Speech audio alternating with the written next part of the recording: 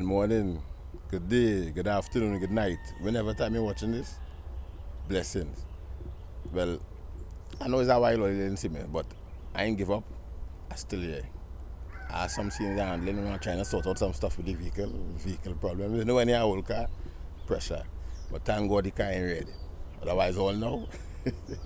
Anyhow, enough of the dotishness. Yeah, I'm bringing a little video today that have nothing to do with farming or agriculture, but it has to do with me. So, if you all want to see it, stick around. So the task at hand today is to fix these two jacks. These jacks belong to a friend of mine that is a straightener. He assisted me yesterday by doing some work to my car, helping me fix the back windscreen and so on, sort out the leaks. And in exchange for that service, I agreed to fix these two jacks for him. I wouldn't call myself a hydraulic technician, however I was employed as such. I would more say I was a hydraulic repair technician. When the jack is under load, you don't really get any action on the lift itself when you reach, other than when you reach the bottom. So as of like coming on this side here, when you put weight on it, going down freely, now start to get resistance. So what I mean is this: without resistance, every part of the action of the stroke, you're getting a little rise.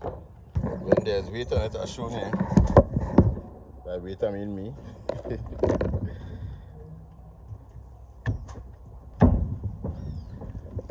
I'm not sure how much of the stroke you're seeing, but right here is when you're getting the resistance, so when you're getting the action of the rise. So which means it will take plenty more effort, and you know, it will be wasting time. I suspect the plunger seal on this rod here is damaged. So I'm going to try to fix it. I'll go there and fix it. I ain't going to try nothing, I'll go fix it. So something just happened. First time it happened to me, the phone overheat. So I missed a few steps. So okay, so we need to take out this plunger here. And to take out that, we have to take out this. So I use a 22 spanner, slacken it, and I'll bring it back from there. Yeah, so plans change. It turns out that taking out this here would be almost impossible without a vise. So I need to take out the whole pump system and cylinder and everything and go and borrow a vise. Well, you know what I mean. So I started with the spring.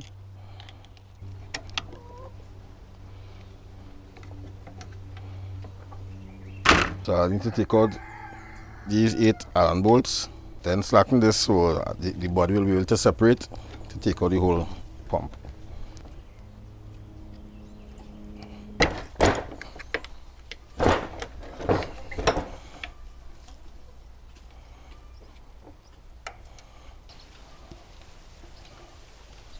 So these are 22, these are 10, so they'll come out.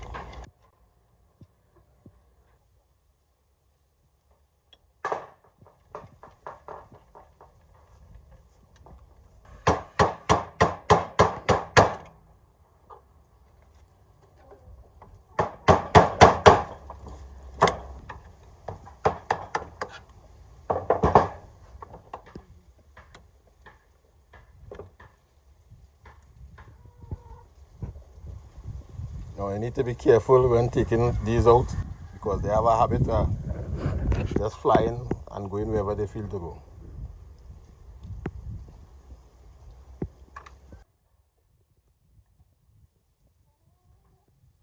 This is designed in such a way that it will move as one unit when it is fully assembled, but when taking it apart, and let's say for instance this would just rock and pinch your finger in a narrow space. The pain that you will feel, Father Lord. So that you need to be mindful of that. As I said, be mindful of the small parts. There are small springs and small ball bearings that will come out at a serious velocity that you wouldn't be able to find some of them. So you need to be careful. At the bottom of the plunger will have a seal, and it will press the oil, send the oil into the chamber.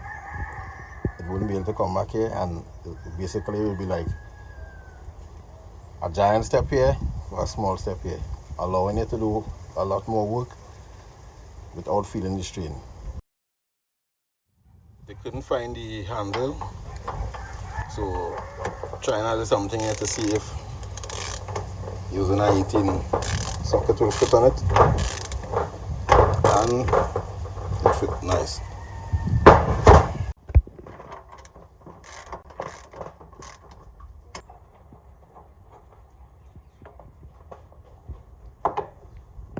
The two Allen bolts on either side, this pin, and she should be outside.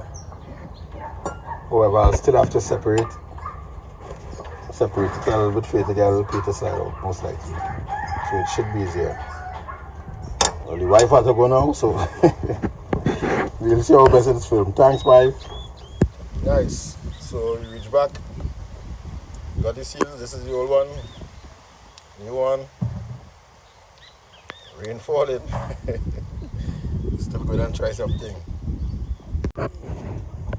We're gonna place them back. The rod in the jack, you need to make sure this eye line up with this eye, or this hole line up with this hole, so this pin could go through. Alright, so let's start to enter. Right, going on the way in. Hook up the springs.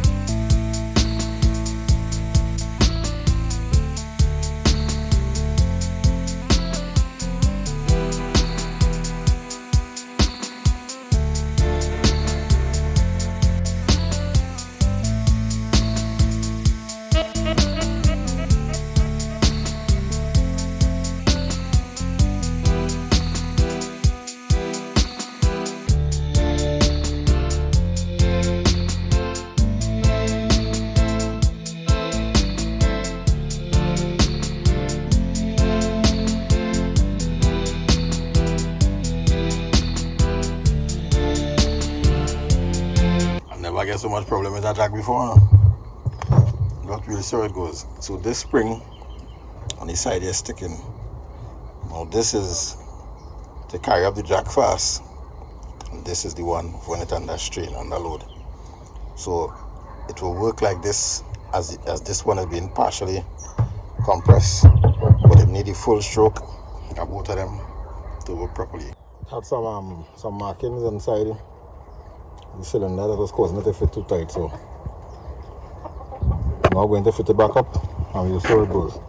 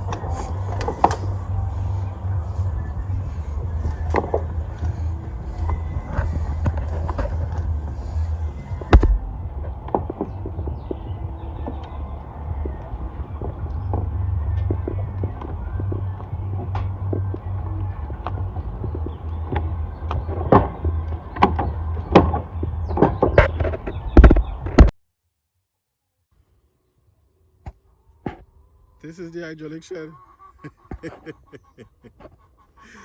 Yeah. The temporary hydraulic shed.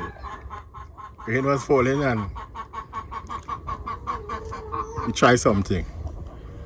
So this has been another edition of Reaper Notice So. But with a change, and you know, as I said before, this is not a tutorial. This is just me fixing 2 jacks as a way to pay for work done to my car. So I used to do hydraulic before, and thank God I didn't forget some of the skill. So thanks for watching. Remember to like, share and subscribe. Thanks for all the support. Thanks for all the good comments and everything. Thanks for everything. I greatly appreciate it.